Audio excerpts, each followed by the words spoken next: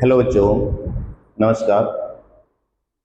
आज मैं विजय सर फिर से आपकी हिंदी व्याकरण की कक्षा में आपके सामने हाजिर हुआ हूँ। हमने जो इससे पहले जो वीडियो जो बनाई थी समास की, उसमें हमने समास की परिभाषा, समास के भेद और भेद जो समास के 6 भेद थे, हम वो 6 के 6 भेद हम पूर्ण रूप से अच्छी प्रकार से लिख चुके थे और आप सभी ने उनके नामों को भी तैयार कर चुके होंगे। तो हमने उस दिन आपको जो समास के जो पहला भेद कराया था, अव्ययभाव समास, उसकी परिभाषा, उसके उदाहरण, वो आप सभी कर चुके होंगे बेटा, सभी को अच्छे से समझ में आ चुके होंगे। दूसरा भी हम भेद कर चुके थे तत्पुरुष समास।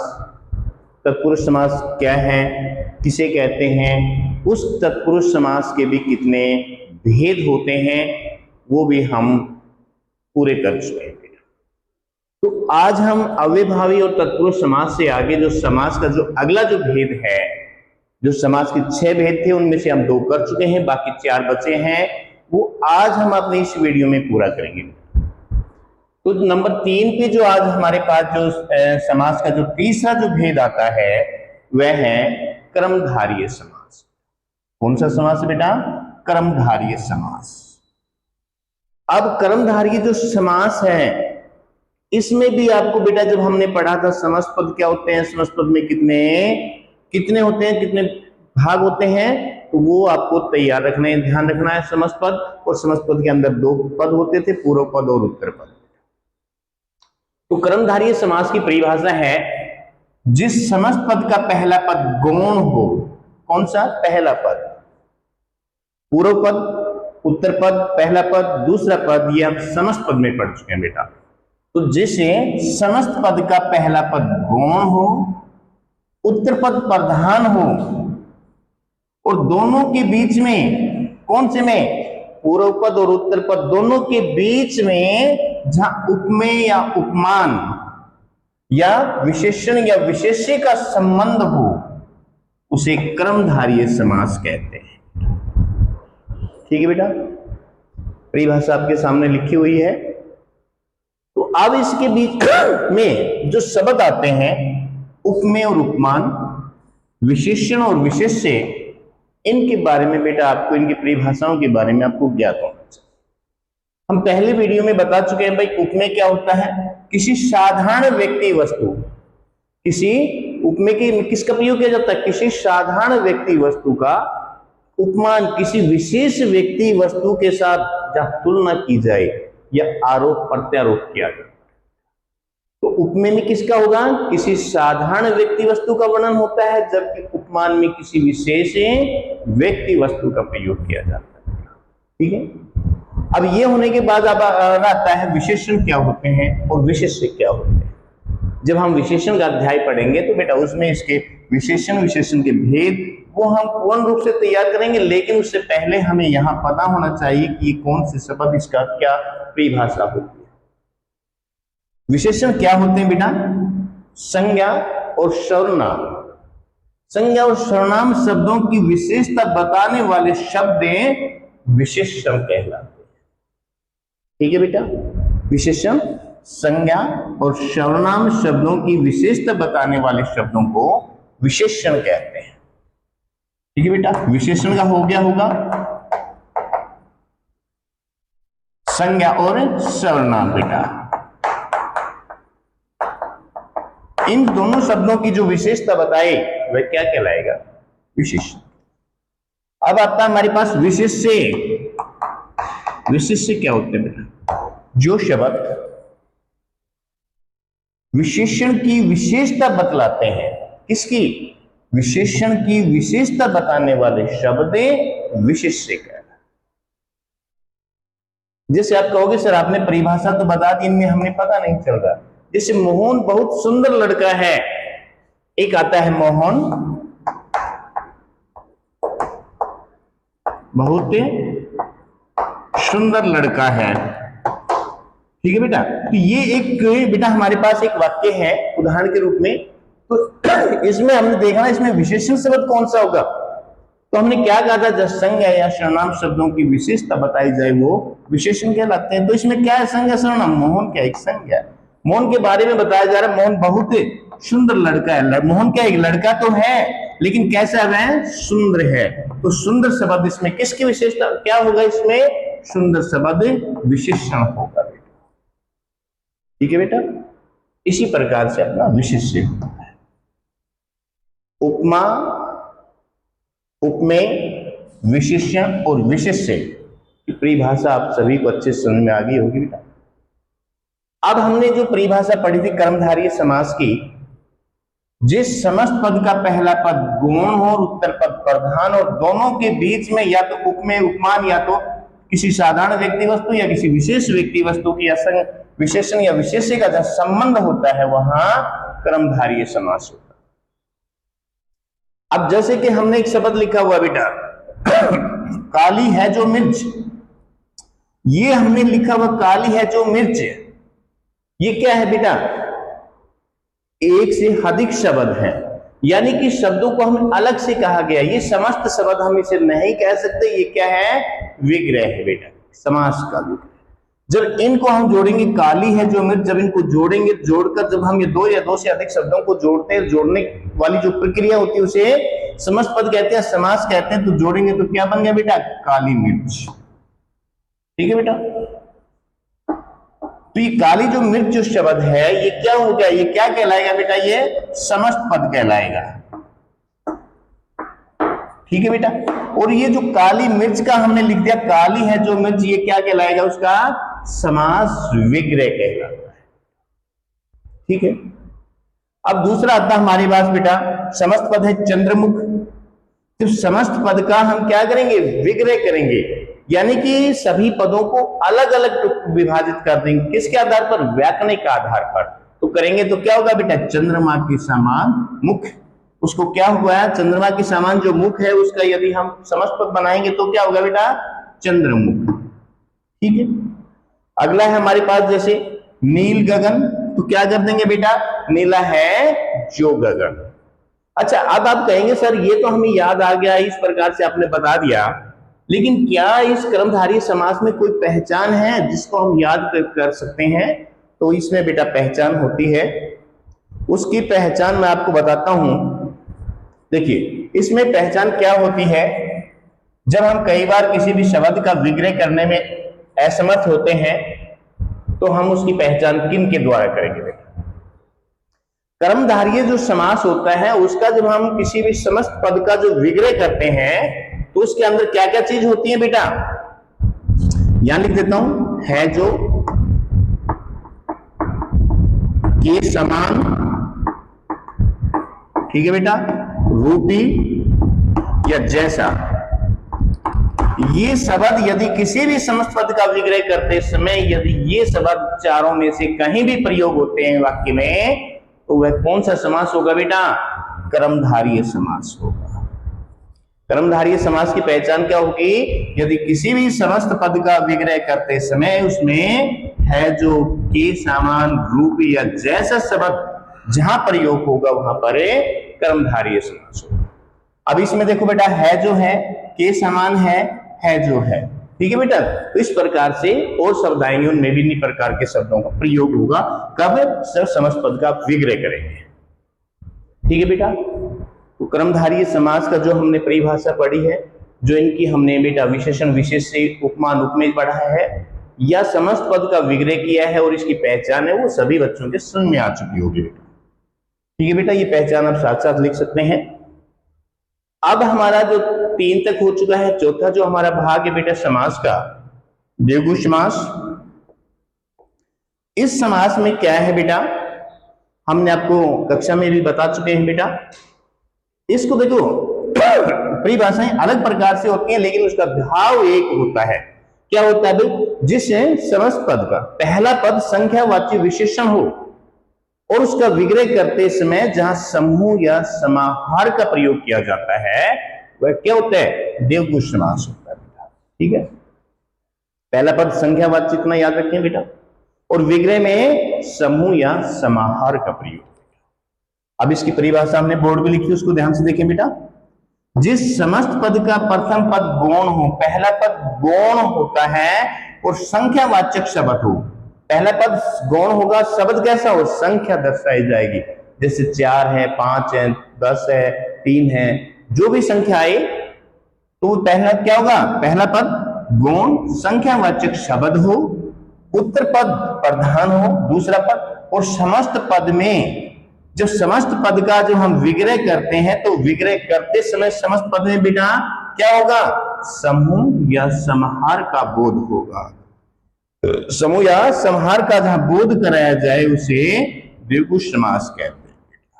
ठीक है, परिभाषा क्या होगी, जिस समस्त पद का प्रथम पद गौण संख्यावाचक शब्द हो, उत्तर पद प्रधान हो, समस्त पद किसी समूह या समाहार का बोध कराए उसे द्विगु समास कहते हैं। ठीक है बेटा, अब इसके हम उदाहरण देखेंगे, जैसे चौराहा। चौराहा में क्या पहली संख्या क्या है, 4 दर्शा रहा बेटा, संख्या तो 4 आ गई है, पहला पद है वो गौण भी हो गया, उसका कोई अर्थ नहीं रहा। लेकिन जब इसका विग्रह करेंगे तो विग्रह में हमें क्या बताया था बेटा, द्विगु समास का जब विग्रह करते हैं तो उसकी पहचान क्या होती है, उसमें समूह क्या आएगा बेटा, समूह या समाहार का प्रयोग होगा। ये दोनों शब्दों का प्रयोग होता कब है, समस्त पद का विग्रह करते समय। तो चौराहा 4 राहों का समूह, समूह आ गया बेटा, यहां पर दिया हुआ है तो हम बता सकते हैं पहला पद संख्यावाची और विग्रह में समूह या समाहार का प्रयोग होता है तो द्विगु समास। त्रिफला 3 फलों का समूह हो गया बेटा। अठन्नी, अठन्नी 50 पैसे को कहते हैं बेटा। ठीक है, तो इसका जब अठन्नी का शब्द ये आ रहा हमारे पास समस्त पद है तो इसका विग्रह करेंगे तो क्या होगा बेटा, 8 आनों का समाहार। तो समूह या समाहार का जहां प्रयोग आए कब, समस्त पद के विग्रह करते समय तो वहां द्विगु समास होगा। ठीक है बेटा, अब हम आपके 2 कर चुके हैं, कर्मधारय समास और द्विगु समास। दोनों ही समास आपको अच्छे से तैयार हो गए होंगे, समझ में आ गए होंगे बेटा। अब इसका जो अगला भाग है बेटा नंबर 5, वो अब हम उसको शुरू करेंगे। तो जब तक आप ये सभी नोट करें, अगले के भाग के लिए तैयार रहें।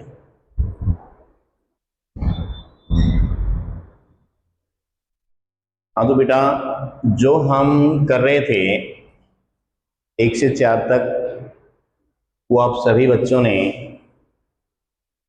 उसको कर चुके होंगे।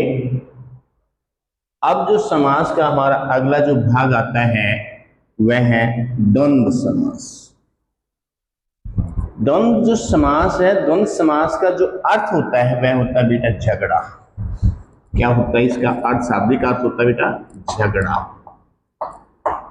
ठीक है बेटा, तो इसको जब हमने आपको कक्षा में इसकी परिभाषा बताई थी आपको याद रखने के लिए बेटा कि द्वंद्व समास होता है जिसका अर्थ होता है झगड़ा, और इसके अंदर 2 पद होते हैं समस्त पद में। आपको पता है बेटा, हम पहले वीडियो में बता रहे थे, आज भी हमने आपको बताया है, पूर्व पद और उत्तर पद।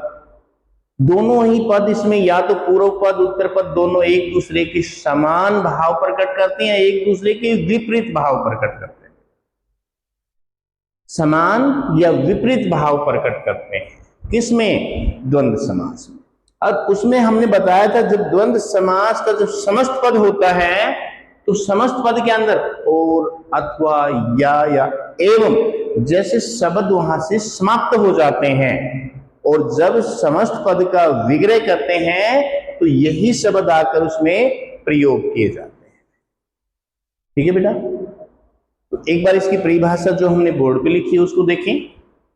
बाकी इसमें 2 पद होते हैं, दोनों एक दूसरे के समान कह सकते हैं, एक दूसरे के विपरीत भी कह सकते हैं, दोनों ही प्रकार से होता है। अब इसकी परिभाषा देखिए बेटा, द्वंद्व समास जिस समस्त पद के दोनों पद मीन्स पूर्व पद और उत्तर पद प्रधान हो, दोनों ही पद प्रधान होते हैं या एक दूसरे के विपरीत होते हैं, पूर्व पद और उत्तर पद, एवं दोनों पदों को मिलाते समय जब दोनों पदों को जोड़ते हैं ना बेटा, अलग अलग जो पद होते हैं, पूर्व पद और उत्तर पद अलग अलग होते हैं, दोनों को जोड़ेंगे क्या बन जाएगा? समस्त पद। जो समस्त पद बनता है तो उसमें और, अथवा, या, एवं आदि योजक लुप्त हो जाते हैं। लुप्त होना समाप्त हो जाते हैं भाई, वहां से क्या हो जाते हैं बेटा? समाप्त हो जाते हैं। ठीक है, वहां द्वंद्व समास होता है बेटा। ठीक है बेटा। अब इसमें जो योजक आया है बेटा, ये चिन्ह होता है बेटा, एक इस प्रकार एक छोटा चिन्ह होता है ये और एक बड़ा होता है।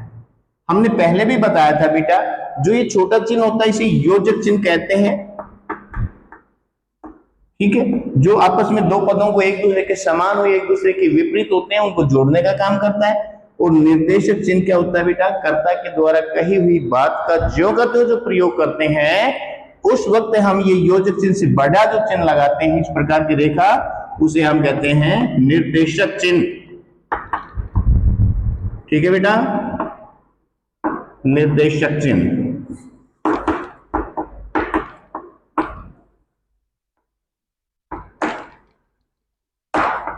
ठीक बेटा, तो इसका आपने ध्यान रखना है। तो परिभाषा होगी है, जिस समस्त पद के दोनों पद प्रधान हो एवं दोनों पदों को मिलाते समय और, अथवा, या, एवं आदि योजक लुप्त हो जाए, वहां द्वंद्व समास होता है। परिभाषा होगी बेटा। अब इसके उदाहरण देखते हैं बेटा। जैसे अपना पराया है, अपना और पराया बीच में क्या है? जो डैश से लग रहा है ना बेटा, इसे योजक चिन्ह कहते हैं। ये क्या करता है? दो शब्दों को आपस में जोड़ने का काम करता है, चाहे वो समान हो या उसके विपरीत भाव प्रकट कर रहे हो, दोनों को जोड़ने के लिए योजक चिन्ह होता है, इसका प्रयोग किया जाता है। और जब इसका हम क्या करेंगे बेटा, ये एक समस्त पद है, जब इसका विग्रह करेंगे तो क्या जाएगा? हमने ऊपर लिखा है और, अथवा, या, एवं, ये उसमें कब विग्रह करते समय प्रयोग होंगे। तो क्या गया बेटा? अपना और पराया। ठीक है, ये क्या हो गया? इसका समास का विग्रह हो गया बेटा। क्या हो गया? समास विग्रह हो गया। ये समस्त पद था, इस समस्त पद का विग्रह हो गया बेटा।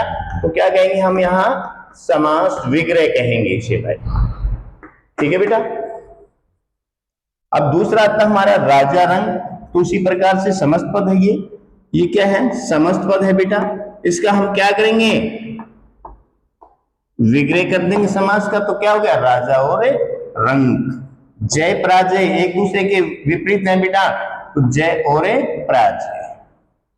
ठीक है बेटा। तो ये हमारा द्वंद्व समास था। इसके अंदर आपको हमने परिभाषा कराई है, इसके उदाहरण दिए हैं, ये आपको समझ में आ गए होंगे बेटा। अगर यहां तक आपको समझ में आ गया है तो अब समास जो शब्द है उसका जो अंतिम भाग हमारे पास जो बचा हुआ है वह है बहुव्रीहि समास। ठीक है बेटा। अब आपने बहुव्रीहि समास के ऊपर ध्यान देना बेटा, इसको अच्छे से समझना है। इसमें क्या होता है, जो समस्त पद के दो पद होते हैं, पूर्व पद और उत्तर पद, इन दोनों ही पदों में से बहुव्रीहि समास में कोई भी पद न पूर्व पद न उत्तर पद प्रधान होता है, बल्कि किसी अन्य के बारे में वर्णन किया जाता है। किसी तीसरे के बारे में जहां वर्णन किया जाए। ठीक है। तब इसकी परिभाषा देखें बेटा। जिस समास के समस्त पदों में से, समस्त पद में से कोई भी पद प्रधान नहीं है। कौन सा? न पूर्व पद प्रधान है न उत्तर पद प्रधान है, एवं दोनों पद से मिलकर किसी तीसरे पद की ओर संकेत करते हैं, और किसी तीसरे पद की ओर संकेत करते हैं, तीसरे पद को आकर्षित करते हैं, उसको दर्शाते हैं, वह कौन सा समास होगा? बहुव्रीहि समास कहलाता है बेटा। या इसकी परिभाषा को हम दूसरे प्रकार से करें, जिससे समस्त पद में या जैसे में न पहला पद प्रधान होता है न दूसरा पद प्रधान होता है, बल्कि जिसमें किसी अन्य पद की जहां प्रधानता दर्शाई जाए उसे बहुव्रीहि समास कहते हैं। दोनों प्रकार की परिभाषाएं, दोनों में से जो आपको अच्छी लगे वो आप नोट कर लें बेटा। अब इसमें क्या होता है, किसी तीसरे पद की विशेषता दर्शाई जाती है, तीसरा पद इसमें प्रधान दर्शाया जाता है। तो इसका उदाहरण करते हैं बेटा। तो हमने लिख दिया बेटा चतुर्भुज। चतुर्भुज लिखा बेटा हमने। ये क्या? एक समस्त पद है बेटा। अब जब समस्त पद का विग्रह करेंगे तब पता चलेगा कि उसमें पूर्व पद प्रधान है या उत्तर पद प्रधान है या कोई अन्य पद की प्रधानता दर्शाई गई है। तो चतुर्भुज का क्या करेंगे, चार हैं भुजाएं जिसकी चार भुजाएं वाला कौन होता है बेटा, भगवान विष्णु होता है। तो इसमें ना तो पहले पद को दर्शाया ना दूसरे पद को, बल्कि किसी तीसरे पद को अर्थात भगवान विष्णु को दर्शा दिया गया है, क्योंकि चार भुजाओं वाला कौन है, भगवान विष्णु। ठीक है बेटा, आगे सुनिए। अगला है त्रिलोचन।